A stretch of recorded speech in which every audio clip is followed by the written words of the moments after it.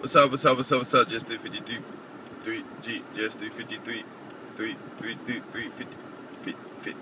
not just. What's up? Just 353 in the house. Okay, I want to talk about. I got a lot of stories. I just want to get the ones that were really exciting. About dealing with parents and stuff. It's really interesting. Okay, some of these stories I've said in my other videos, but I'm going to put these all together because these are pretty cool. So I already told you a story about the lady in the dictionary, or the lady in the word a.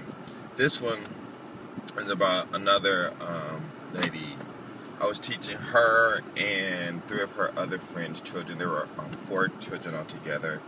2 boys and 2 girls. It's really interesting. They were all cool and stuff. And what happened was, I was teaching there, and it was kind of like by the time when I started to think about opening up a school, and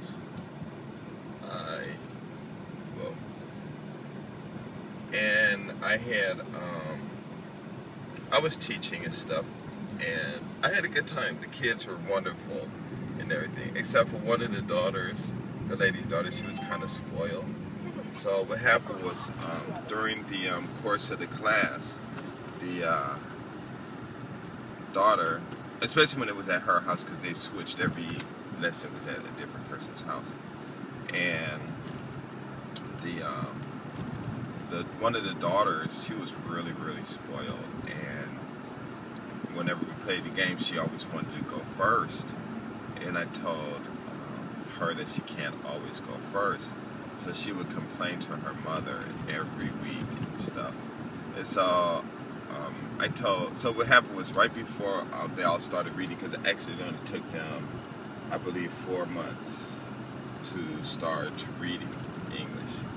And during that time, she was, well, you don't know, I'm telling you, well, I'm informing you, that she was really going off and stuff, crying in the lesson and stuff. So I just said, okay, fine, just go ahead and cry. So what happened was, one day the mother, when it was at her house, when I opened up the door, I stood in the Genkan, they call it, I think it's what it's called, the doorway, right before you before you take off your shoes. And she just went off on me. My daughter doesn't like to go last. She doesn't like to go second. She always want to go first. Blah, blah, blah, blah, blah, blah, this and that, this and that. And I'm listening to her, and I'm just, all kinds of words and thoughts are going through my head. But I'm being calm, and I'm like, okay, fine. So I'm listening to her and stuff. So then I told her, I said, okay, fine. Then your daughter can go first every time. I don't care, but it's not helping her if she goes first all the time. And her brother was like, well, I don't care, just let her go first. It doesn't make no sense for her to cry. And it doesn't matter, they're only learning English. And at that point, they didn't understand the value in what I was doing, or not what I was doing, but how I was doing it. So within 4 months, that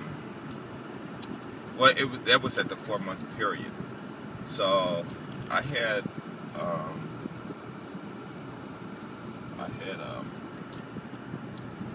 told them that once their children start reading, I was going to teach up to 4 months after that, and then I was going to quit because I wanted to open up my own school, and they can find any teacher to teach to help them with the reading, because every English teacher knows how to read, right?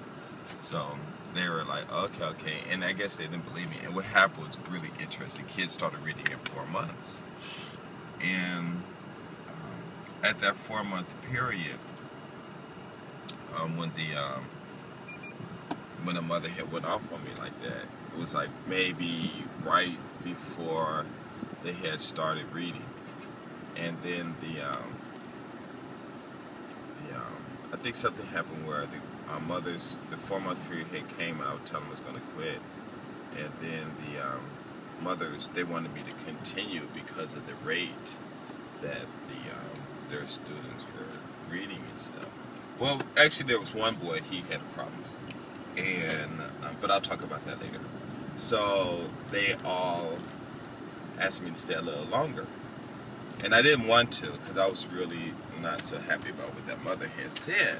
But I was like, okay, fine, because I hadn't actually opened up my school yet. And so what I told them, I said, well, I want to open up a school, and I'll teach until I can open up the school, and then after that, I want to quit. And they said, well, how long? I said, I'm not sure, but maybe soon. So they're like, okay. But that was the result. But anyway, at the beginning of the conversation, what I said was, I said, I don't mind actually teaching for a longer period of time. However, it's too stressful coming over here. I come over here to do you a favor. I come all the way from Wakayama all the way up to Suida City, teach your kids. And then when I come here, you talk to me as though I'm your, I was talking to the one lady, to all of them, but I was graciously talking about what that one lady did. And I said, you're talking to me like if I'm your husband. It's not, and you could tell, if you're married and stuff, how they talk, when they're talking to their husband, talking to other people. And I said, the only reason I really couldn't say too much was because I didn't want to disrespect you in your home. That's where your kids live at, things like that. And I have respect for your children and the environment that they grow up in. And I really didn't like it, so what I could do is I'll just teach for another couple of months. But there was a school, I told them there's a school right down the street from where you live. If you need a teacher, just get a private teacher. You guys can pay them the same pay that you're paying me. I think they're paying me like $60 a month or something like that for, not $60 a month, I forgot how much I was getting paid. But it was quite a bit per student. But actually it was that class, I'm not sure, but for the whole, what was it called? That Tuesday, because I went up there and I worked that Tuesday, I think I taught like 3 or 4, up to 5 classes. But it was like somewhere in the range of like $1,000 or something, But, and I was getting travel pay too, which was like $5 per kid, per all the kids for that whole day.